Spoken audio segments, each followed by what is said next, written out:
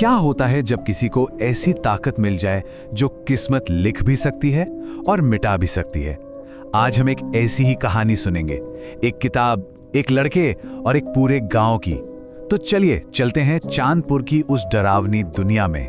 कहानी की शुरुआत होती है चांदपुर नाम के एक गांव से। सोचिए, पहाड़ों और घने जंगलों से घिरा एक गांव जहां सन्नाटा ही सबसे ज्यादा शोर करता है। हवा में ना एक अनकहा सा डर था जिसे वहां का हर बाशिंदा महसूस करता था। और इसी गांव में था आरव, 20 साल का एक लड़का जिसकी आंखों में एक अजीब सी तलाश रहती थी। उसे पुरानी धूल भरी किताबों से एक अलग ही किस्म का लगाव था, एक ऐसा जुनून जो उसे एक बहुत ही खतरनाक रास्ते पर ले जाने वाला था। गांव के ठीक बाहर वो खंडहर हो चुकी हवेली खड़ी थी, जिसके बारे में सिवाय डरावनी कहानियों के और कुछ नहीं था। लोग कहते थे कि जो भी वहां गया वो कभी लौटकर नहीं आया, और उसका आखिरी मालिक, एक तांत्रिक, एक रात बस यूं ही हवा में गायब हो गया था।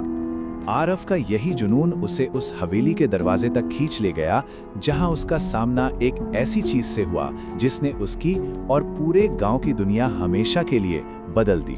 डूबते सूरज की उस लाल रोशनी में आरव ने हवेली की तरफ कदम बढ़ाए। उसे किसी ने रोका नहीं, बल्कि ऐसा लगा मानो हवेली खुद उसका इंतजार कर रही हो, क्योंकि उसके भारी भरकम दरवाजे एक अजीब सी चरमराती आवाज के साथ अपने आप ही खुल गए। हवेली के अंदर मौत जैसी खामोशी थी और एक ठंडी हवा का झोंका, जैसे किसी ने अभी अभी सांस ली हो। वहीं धूल से ढकी एक अलमारी में आरव को वो किताब मिली, मोटी काले रंग की जिल्द वाली, जिस पर कोई भी नाम नहीं लिखा था। किताब पर नाम तो नहीं था, पर हाँ, एक निशान जरूर था, एक आंख का निशान जो स्याही से नहीं बल्कि सूखे हुए खून से बना हुआ लग रहा था। और जैसे ही आरव ने उसे छुआ, पूरी हवेली कांप उठी। उस रात जब सारा गांव गहरी नींद में था, आरव के कमरे में उस किताब से एक फुसफुसाहट उभरी, एक ऐसी आवाज जो किसी इंसान की तो बिल्कुल नहीं थी। किताब ने अपना वादा और अपनी धमकी दोनों एक ही सांस में आरव के सामने रख दी थी। ये एक ऐसा सौदा था जिसमें या तो सब कुछ मिल सकता था या फिर सब कुछ खत्म हो सकता था।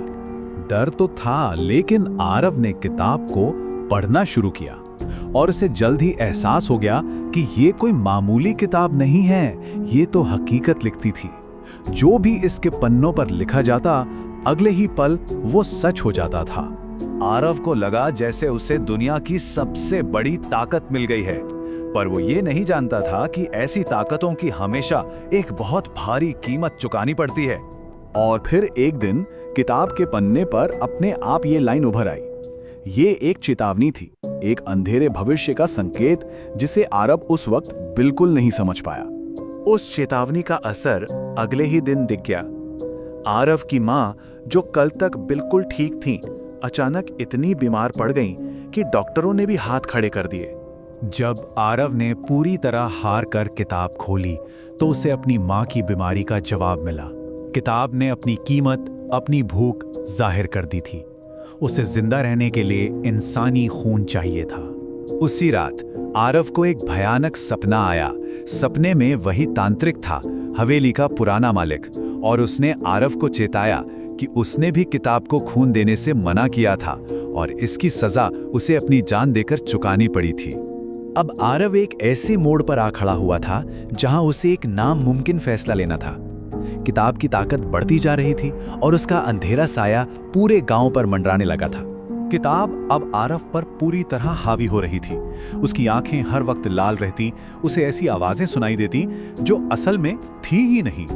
गांव में अजीब हादसे होने लगे, लोग मरने लगे, और हर मौत के साथ किताब के पन्ने और ज्यादा चमकदार हो जाते, जैसे वो इन मौतों से अपनी ताकत खींच रही हो। और फिर उस रात किताब ने आरव के सामने अपना आखिरी फरमान रख दिया। सिर्फ 2 रास्ते थे, या तो वो पूरी तरह से किताब का गुलाम बन जाए या फिर उसे हमेशा के लिए आग में जलाकर खत्म कर दे। आरव के पास अब कोई आसान रास्ता नहीं बचा था। ये चुनाव उसकी इंसानियत का था। अगर वो किताब को जलाता तो उसकी मां नहीं बचती, और अगर उसे रखता तो पूरा गांव तबाह हो जाता। आरव की आंखों से आंसू बह रहे थे, पर फैसला हो चुका था। वो किताब लेकर उसी हवेली पहुंचा और उसे आग के हवाले कर दिया। तभी किताब एक इंसान की तरह चीखी। उसकी आखिरी आवाज नफरत से भरी हुई थी। किताब तो जल गई, लेकिन कहानी यहाँ खत्म नहीं हुई। कहते हैं ना, हर अंत अपने साथ एक नई शुरुआत लेकर आता है, और इस कहानी का अंत कुछ ऐसा ही था। किताब के जलते ही वो पूरी हवेली जमीन में समा गई।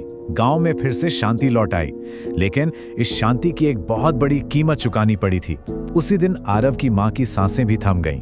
कई साल बीत गए, आरव अकेला रह गया, लेकिन गांव के लोग आज भी कहते हैं कि कभी-कभी रात के गहरे सन्नाटे में जंगल से किताब के पन्ने पलटने की आवाज आती है। तो क्या ये कहानी का अंत था, या एक नए और भी ज्यादा भयानक चक्र की बस शुरुआत? शायद बुराई कभी पूरी तरह खत्म नहीं होती, वो बस अपना रूप बदल लेती है और इंतजार करती है अगले इंसान का, जो ताकत के लालच में उसकी कीमत चुकाने को तैयार हो जाए।